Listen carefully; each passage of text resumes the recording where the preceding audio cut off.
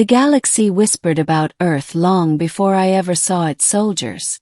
When the Kareth Dominion attacked my world, they tore through our defenses like paper, burning our cities, enslaving our people, and chaining our minds with their cruel machines. For years we prayed for deliverance. The Dominion was too vast, too ancient, too cruel. No one resisted them successfully, except for one backwater world on the fringe. Earth. To us it was a myth. A young species, barely centuries into spaceflight, yet one that had repelled the Dominion more than once. Some called them saviors. Others called them demons. All I knew was that our leaders begged them for help when the Kareth came. And Earth answered. The arrival. The day their ships emerged from the void is burned into my memory. Their fleet was nothing like the polished silver of Dominion warcraft or the crystalline elegance of Elvari cruisers. Earth's warships were brutal things of black steel, bristling with cannons radiating menace. Their flagship blotted out the sun as it entered orbit. When they descended, they did not send diplomats. They sent soldiers. I was there. One of thousands of refugees herded into the central plaza when the Earthborn made their first landing. The Dominion guards had ringed the square, laughing at us, waiting to see if these so-called allies would be just another weak species to crush. The Earth shuttle came down hard, rattling the stone beneath our feet. Its ramp hissed open and I saw them. Armored. Their faces hidden behind visors that gleamed like the eyes of predators. They moved with a precision that made even the Dominion guards hesitate. Their commander stepped forward, pulling off his helmet.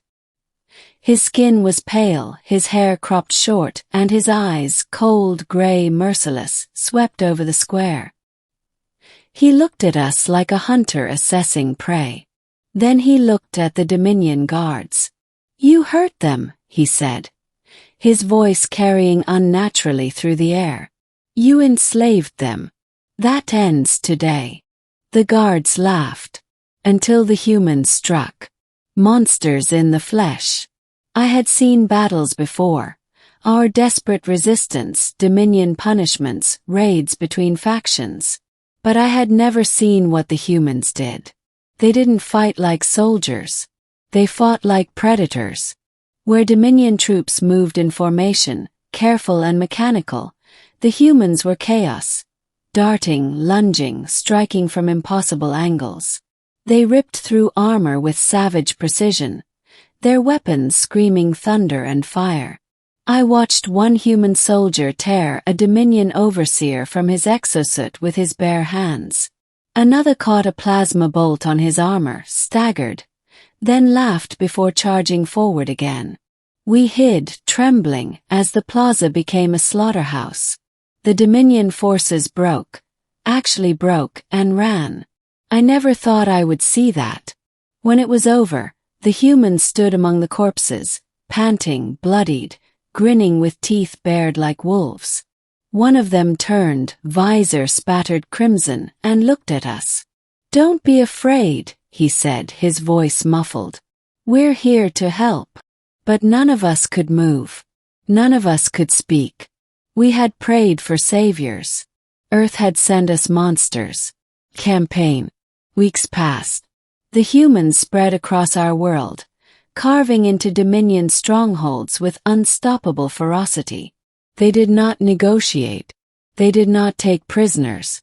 When asked what their orders were, one officer replied bluntly, "Extinction protocol. The Kareth don't stop unless you break them. So we break them." I traveled with them, forced by circumstance. I had been a healer before the occupation, and the humans needed someone who understood our physiology. Their medics were terrifying, efficient, cold, but they lacked knowledge of alien bodies. So I patched up the wounded, both my people and theirs, while trying to reconcile what I was seeing. The humans fought not only with weapons, but with a darkness inside them. They seemed to thrive on violence, almost to enjoy it. They shared stories around fires of battles fought on their own world, wars that had scarred continents, conflicts where brother had slaughtered brother. They had learned to fight long before they had learned to fly. I remember asking one of them, a young soldier named Reyes, how they could keep going, how they could face such horrors without breaking. He looked at me with tired eyes. Because we already broke, he said. Earth made us that way. Shadows of mercy. And yet, there was something else. Something that didn't fit the image of monsters. Between battles, when the blood cooled and the silence returned, I saw the humans act differently. They shared food with starving children. They rebuilt walls around shattered villages, not because it was part of their mission, but because they couldn't bear to see people unprotected. I watched one soldier, a towering brute who had snapped a Caratha's spine with his hands hours earlier, gently place a flower crown on a little girl's head. They were contradictions. Beasts in war. Caretakers in peace. It was during one of these lulls that the commander, Captain Hawk, spoke to me directly. "You're afraid of us," he said one night as I dressed his wounds. I hesitated. Yes. He didn't flinch. Good. Fear keeps you alive. But don't mistake us. We don't want to be here. We'd rather be home. The only reason we fight this hard is because we know what happens if we don't. The Carath won't stop. Neither will we. His eyes, hard as steel, softened for just a moment. We are what the galaxy made us. Not saviors. Not heroes. Just the monsters you need. Turning the tide. With Earth's soldiers leading the way, everything changed. The Carath, who had ruled with terror for centuries, began to retreat. Entire garrisons vanished, wiped out overnight by human strike teams. Rumors spread across the galaxy. The Dominion was faltering. Not because of fleets or politics, but because of Earth. And the galaxy watched.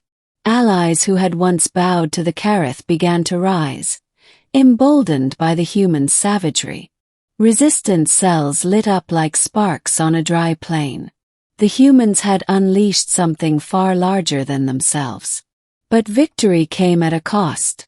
I saw humans fall in battle, their bodies broken, their comrades howling like grieving wolves. They buried their dead with rituals both brutal and tender, drinking to their memory, carving their names into steel, swearing vengeance for each loss. One night, after a bloody siege, I found Reyes sitting alone, staring at his hands. "They call us monsters," he said softly. "Do you believe that?" I wanted to lie. I wanted to comfort him. But the truth clawed its way out. "Yes, but you're our monsters." He gave a broken smile. "Good enough. The last stand. The final battle on my world came in the form of a Dominion dreadnought, descending from orbit like a vengeful god. Its weapons could level continents. Our people despaired, but the humans only grinned. "Biggest prey yet," Captain Hawk muttered. They boarded it. Not with fleets, not with negotiations, but with drop pods slamming into its hull like meteors. I was dragged along, tending the wounded as they carved a path through the corridors. The Dominion unleashed horrors, gene-forged abominations, plasma storms, entire legions of war machines. The humans tore through them. Some died. Many were maimed. But they kept going like nothing could stop them. I will never forget the sight of Hawk standing at the dreadnought's core. His armor shattered, blood dripping from his mouth, as he planted the charges that would end it all.